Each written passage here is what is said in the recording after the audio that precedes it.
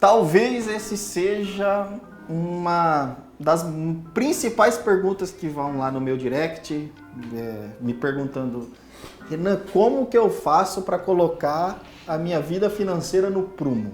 E hoje eu resolvi colocar os 3 principais pontos que eu considero primordiais para colocar a sua vida financeira no prumo, ou se você já se considera um bom, vamos dizer assim, um bom planejador financeiro pessoal, você também pode aproveitar essas dicas que eu vou dar hoje. São 3. Só que eu não estou sozinho hoje, eu trouxe o mestre, aquele que me ensinou e me colocou de fato no rumo do planejamento financeiro, que é o meu pai. Muito obrigado por ter aceitado o convite tão rápido. Até que enfim que veio. Hoje é um dia de glória, porque hoje veio o reconhecimento. Porque passei tantos anos, né, me defendendo dos seus pedidos na adolescência, na infância, e eu explicando as coisas, e hoje veio o reconhecimento, né? Hoje eu vou falar sobre o assunto que foi o calcanhar de Aquiles durante os anos da vida dele, né? Então hoje eu estou sendo entrevistado por você, que eu, de certa forma, eu fui o seu algoz, né? Nossa, o quê? Depois coloca aí uma descrição embaixo. O que é algoz?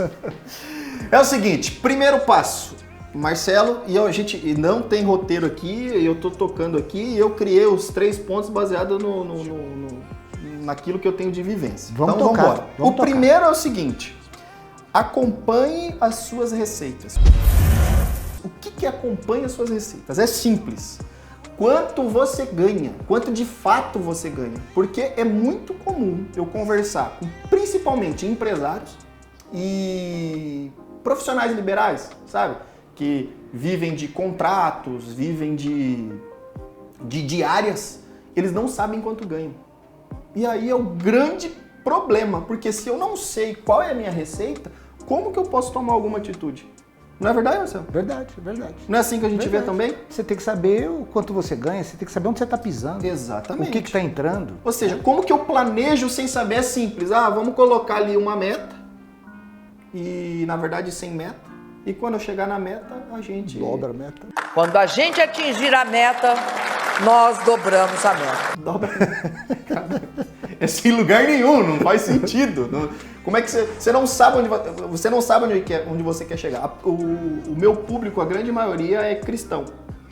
E é o seguinte, para vocês cristãos e não cristãos também, cara, só foca no seu objetivo. E deixa que Deus vai dar os caminhos certos ali para você chegar no seu objetivo. Mas tenha um rumo. Então, resumindo, primeiro, Marcelo, acompanhe suas receitas. Outra coisa também, que é muito comum, eu já vi gente que vive de contrato. Eu fecho contratos de 20, 30 mil, 40 mil, são esporádicos. Principalmente essas pessoas que vivem de contratos, ou seja, fotógrafos, pessoas que trabalham com eventos e etc., elas não sabem qual é a média salarial dela. Tudo isso é planejamento. Você precisa saber quanto é a sua receita. Simples assim. Número 2, faça metas e objetivos. Isso é uma coisa que o senhor sempre deixou bem claro. Metas e objetivos, né? Exatamente. Fala um pouquinho para aí que só eu que estou falando. Exatamente, pessoal. Para que nós possamos organizar a nossa vida financeira, nós temos que nos basear em metas e objetivos. Existe uma conversa que as pessoas falam: quanto mais você ganha, mais você gasta. Isso é um ditado, isso é uma expressão que nós temos que aprender a abominar isso aí. Porque isso leva as pessoas, às vezes, a não querer ganhar mais, a não prosperar, a não crescer, porque pensam que vai gastar mais, ou seja, vai continuar sempre na mesma situação. É uma crença limitante. Muito pelo contrário, muito pelo contrário. Primeiramente, você estava falando aí das pessoas que têm contratos esporádicos e que realmente às vezes não sabem o quanto ganham. Elas precisam realmente ter uma média e precisa começar por algum lugar. Ou seja, por uma planilha, colocar isso num livro, num caderno e acompanhar durante o ano inteiro aquilo que você ganhou. Daí você pode traçar uma meta, fechando ali, somando e dividindo por 12, E ali você começa a basear a sua vida. Você começa a fazer os seus compromissos financeiros, você começa a basear aí todos os seus custos referente a uma média que você faz, pelo que você ganhou durante aquele ano. Ou seja, você tem que ter um controle. Exatamente. Concorda? Controle. Uma vez eu escutei, e eu vou parafrasear alguém aí, que na verdade o autor era desconhecido. Uhum. O problema não é você mirar e não acertar o alvo. É você mirar e acertar o alvo. Qual que é o grande problema? É que se você mirou e acertou o alvo, significa que a sua meta foi abaixo do esperado. Olha que loucura. E aí eu escutei muito de vários gerentes comerciais que eu tive que falou assim, cara, mira no sol para acertar a lua. Entendeu? Então, ou seja, só que mira no sol para acertar a lua, só que mira em algum lugar. Entendeu? Tem um objetivo claro, tem uma meta. E de novo, repito, coloque isso e acorde todos os dias pensando. Parece até meio que um negócio coach, sabe? Apesar dele ser coach, Marcelo, meu pai é coach, formado pelo IBC e tudo, Uhum.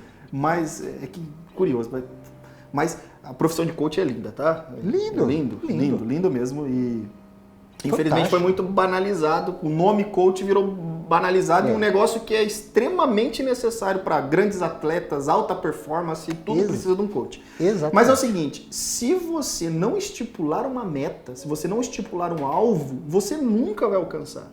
Só que mire em alguma coisa, esse é o número 2. Então, primeiro acompanhe suas receitas, saiba quanto você ganha. Número 2, faça metas e objetivos. E o terceiro é o mais difícil, de verdade. É viver de acordo com o padrão que você ganha. Exatamente. Eu acho que de verdade, esse terceiro foi o que eu mais sofri. Exato. E isso o senhor falava muito pra mim. Muito. Porque eu lembro que na escola que eu estudava, e muito obrigado, o senhor sempre me colocou em escolas particulares, né? Sempre forçando ali os custos para não tirar a gente da... Me esforcei muito, viu? Eu sei. Ainda bem que você fez jus. E o que acontece?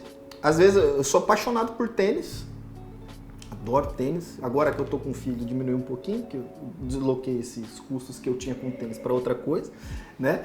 Mas muitas vezes eu não tinha o tênis da moda, que tava todo mundo utilizando.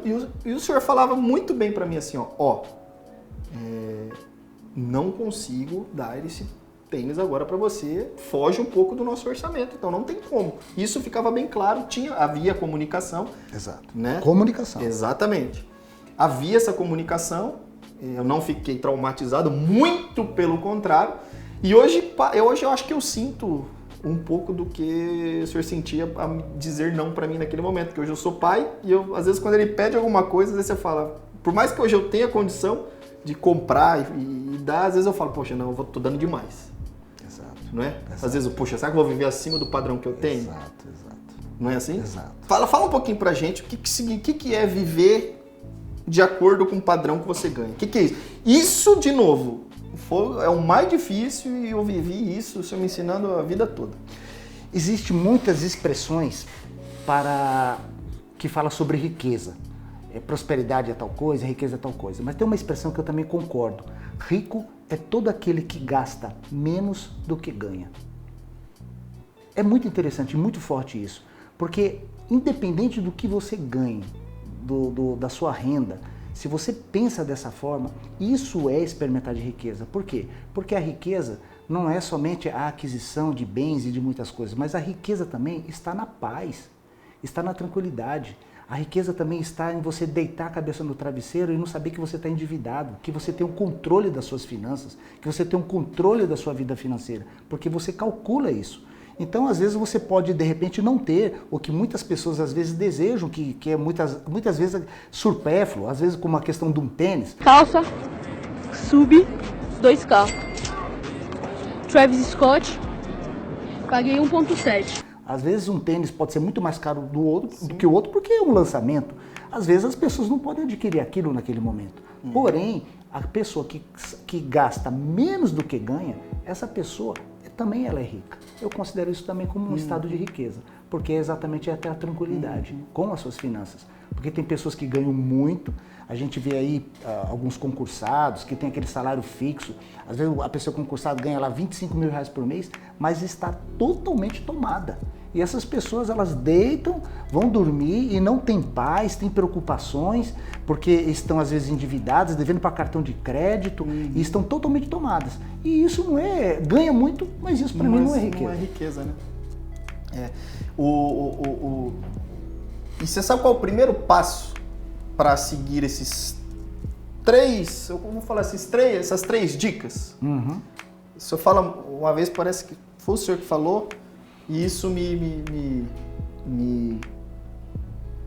sempre vem à memória. Qual que é a melhor maneira de chegar até a porta? Indo. É um ditado tcheco. Ou seja, é um ditado tcheco.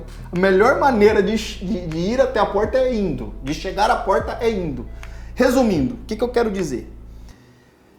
Hoje, é que é engraçado, você já parou para perceber que tudo que tem em grande quantidade perde um valor? Ou seja, se a gente tem uma grande quantidade de água aqui no Brasil, graças a Deus que a gente tem grande quantidade de água, você vê o pessoal esbanjando. E aí, por exemplo, se você vai no deserto, meu amigo, aquilo é muito sagrado. A primeira e principal ponto que você precisa entender é que você, ou se você não tem um computador, ou seja, eu sempre está disponível lá no Instagram, lá uma planilha financeira para você colocar todos os seus custos, para você calcular o que mais tem custado para você tá fechando a conta, quais são as suas receitas, qual que é a média que você tem ganho. Se você não tem um computador, você não tem habilidade de mesmo, você não sei mexer no Excel, não sei mexer nisso, apesar da planilha já estar pronta, pega um papel, pelo amor de Deus, um papel simples já vai resolver seu problema, um caderno.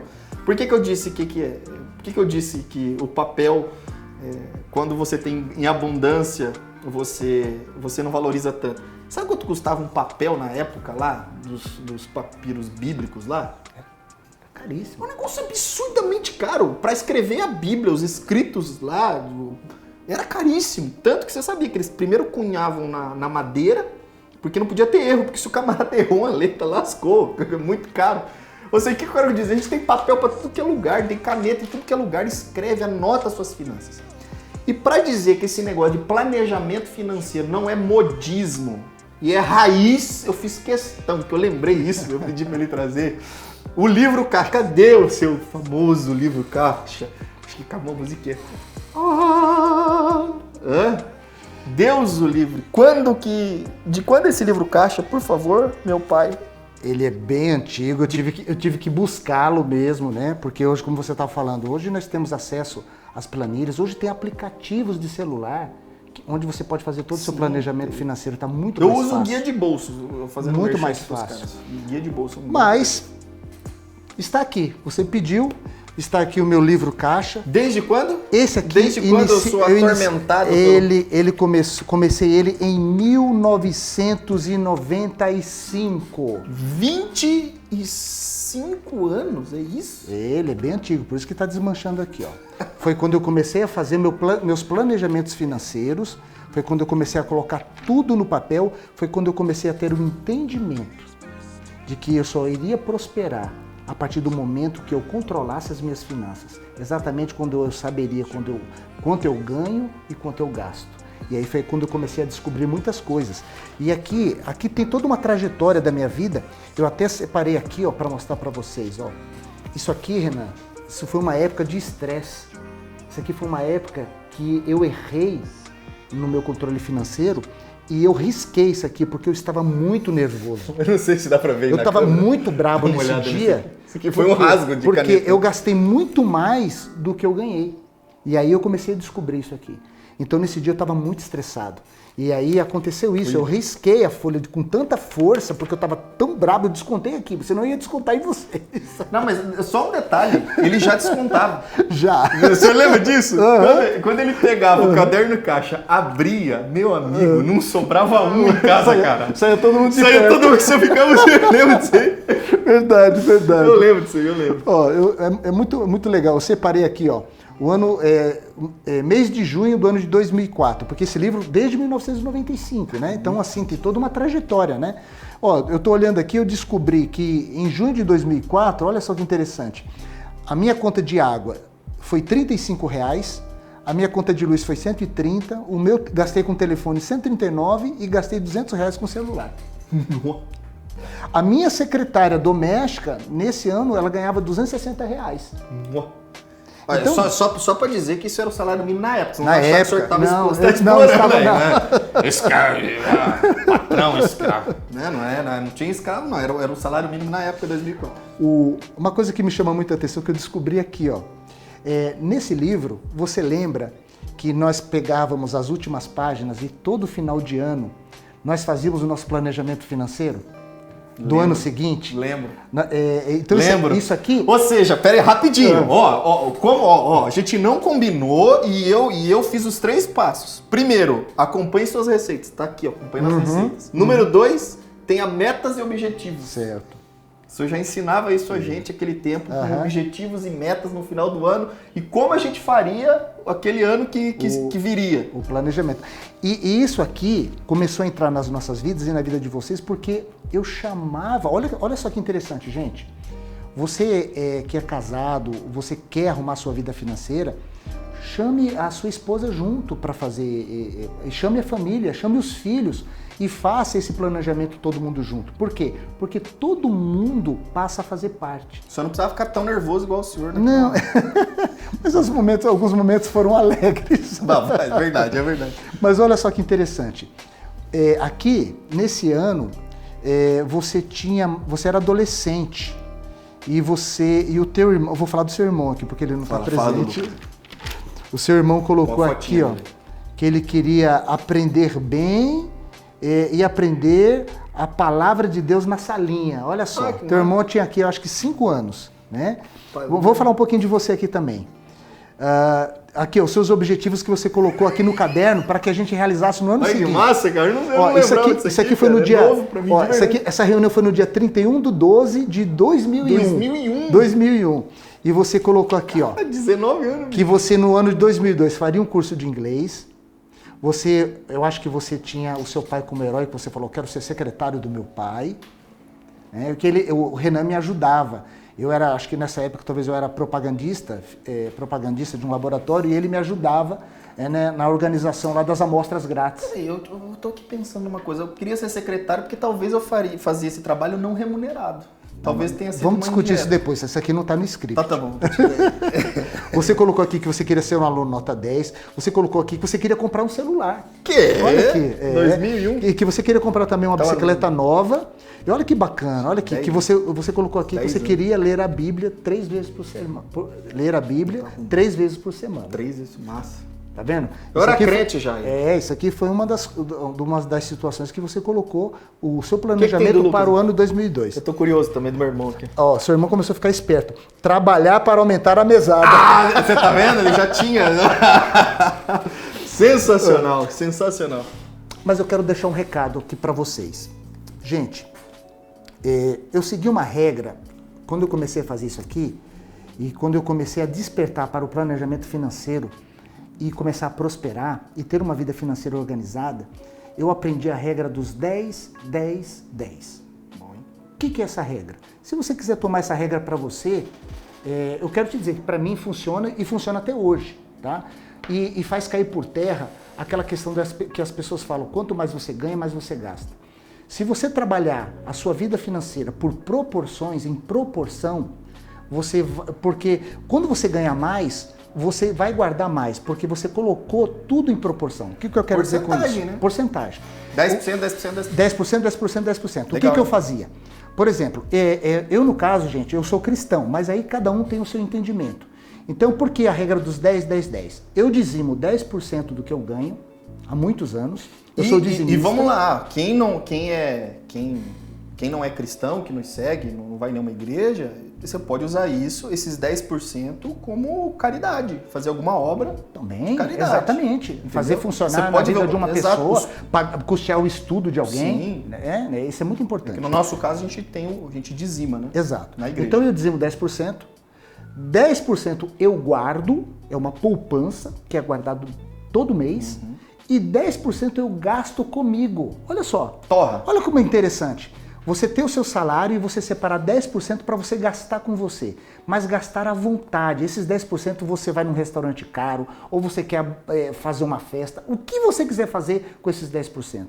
Mas você tem a satisfação de pegar o seu salário e gastar com você. Então, como eu fazia e faço até hoje a regra dos 10, 10, 10, e o que eu aprendi? A viver com 70%. Então, os 70%, o que é, Renan? É o financiamento da minha casa, o financiamento do seu carro, o consórcio, é o pagamento do consórcio, é o meu planejamento, é também as despesas da minha casa, água, luz, celular, tudo que envolve a minha vida. Mas aí você aprende a viver com 70%. E isso realmente vem de encontro com aquilo que eu falei. Se você ganha 1.000 e você ganha 10, e você guarda 10%, você está guardando R$100. Daqui a um tempo, tomara que você ganhe 10.000. O que você vai estar guardando? R$1.000 por mês, porque você aprendeu a trabalhar por proporções. Isso é tão simples e muito eficaz.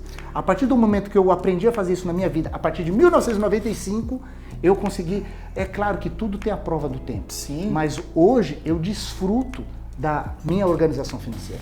O que eu não sei se o senhor já percebeu isso, mas as primeiras folhas que eu tô vendo aqui, ó, eram folhas um pouco mais enxutas. Eu vi aqui, ó, acabou que no meio do percalço todo aqui houve uma folha rasgada. Aqui, ó, dia 25/10, 10/11, aqui ó, as folhas rasgadas, ó, olha que meses difíceis. Exato. Mas aqui você consegue acompanhar no decorrer do tempo as coisas melhorando. Por quê? Porque havia planejamento aqui, ó, escola, carro. Sensacional. E de novo, volta, a gente não conversou a respeito disso e eu coloquei os 3 passos, que é acompanhe as suas finanças, saiba quanto você ganha. Exatamente. Número 2, tenha metas e objetivos. E o 3, que você acabou de falar, que é o 10, 10, 10, que é viver de acordo com o seu padrão de vida, de acordo com o que você recebe. Simplesmente isso. Pai, obrigado, valeu por ser essa referência da minha vida, por ser o maior planejador financeiro que eu conheço e obrigado por ter me inspirado tanto. Valeu! Filhão, eu fico muito feliz porque eu vejo que as sementes que foram plantadas na sua vida e na vida do seu irmão, elas estão germinando e elas estão multiplicando. Eu vejo hoje o seu sucesso financeiro, eu vejo o quanto você é organizado hoje e eu fico muito feliz e realizado em ter feito parte disso aí, desse processo, ter contribuído para a sua vida. Obrigado. Mas tem um detalhe, você quis ouvir. Você, num determinado momento, você tomou a decisão de seguir os conselhos do seu pai e você, porque todo mundo tem o livre-arbítrio. Então muitas pessoas podem estar ouvindo, né? Podem estar nos assistindo agora, mas as pessoas que podem até admirar, mas também vai ter que ser tomada uma decisão. Eu espero que você tome uma decisão favorável, né? Porque você pode mudar a sua história. Da mesma forma como você ouviu e você decidiu mudar e você decidiu seguir.